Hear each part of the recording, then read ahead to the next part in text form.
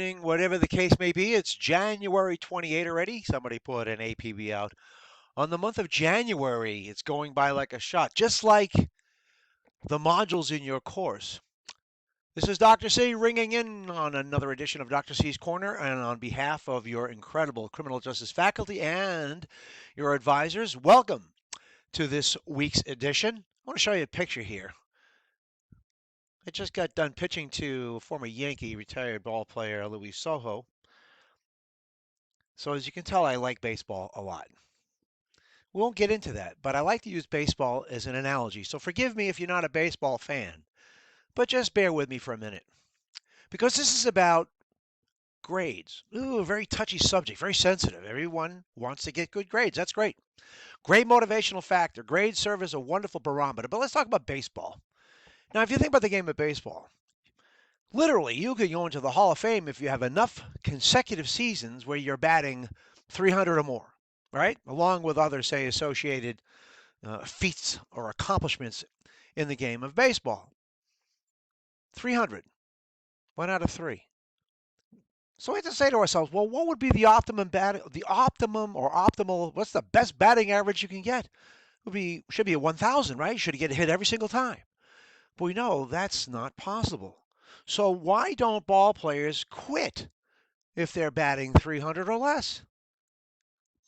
Doesn't that make you wonder? Right?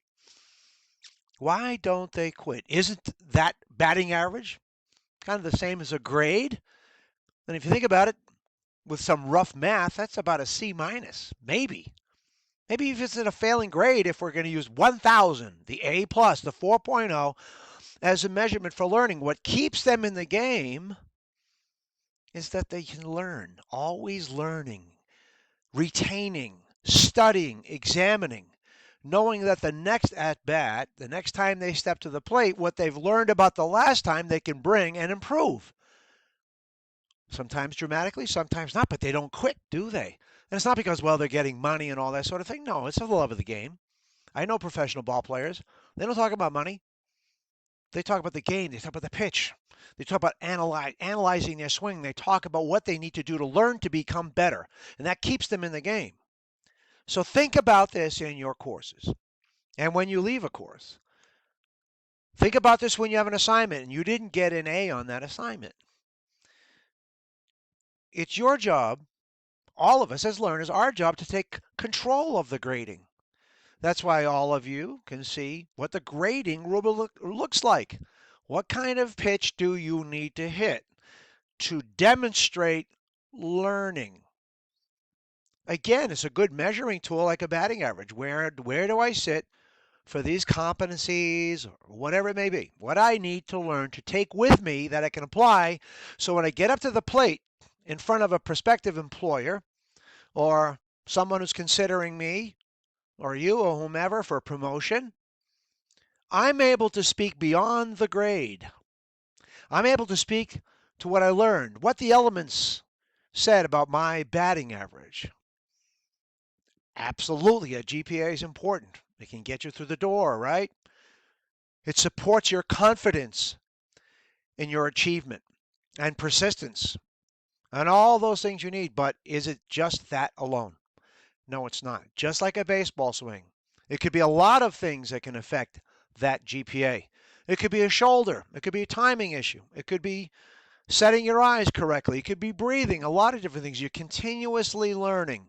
Some of the best batters, Hall of Famers, were in horrific slumps. The great Mickey Mantle, if you don't know who he is, sorry, but he's long since gone, since departed, but he's a Hall of Fame New York Yankee. He struck out so many times that he literally said, quote, I missed about 3 seasons of baseball. I struck out so much. But did he come back to the plate? Yes, he did. He said, I'm not going to look at those numbers. I'm going to look at what I need to do to learn to be the best that I can possibly be. Take the information that, not for anything I paid for, right? That I worked for in these courses. I'm going to apply it to what I see in the grading rubric, and I'm going to meet those standards. And I'm going to bat 1,000. Or we'd like to think so. So don't let the batting average take you out of the game. Don't let it be the sole thing you focus in on. Get and retain as much as you possibly can out of your courses, naturally with the help and the guidance, the mentoring of your incredible criminal justice faculty, and I mean that from the bottom of my heart. I am so privileged, as we all are, to be able to work with and for, and to learn from the best criminal justice online faculty that I have ever had the privilege of working with and for, period. They're here to help you with your swing. They're here to help encourage you to get back to the plate, to focus in on what you need to know and retain, as so reflected on the almighty grade, but so that you keep coming back to the plate. I hope this analogy doesn't miss the mark. And forgive me if it does. But if you want more clarification, you know how to get a hold of me. This is Dr. Jeff Zarnick. I'm the Associate Dean of the Department of Criminal Justice here at Southern New Hampshire University Global. Yes, it's a little wee bit cold up here up north. I hope you're taking care of yourself. Be safe. And again, kudos to your incredible advisors. Everyone, have a great and safe week and keep on swinging.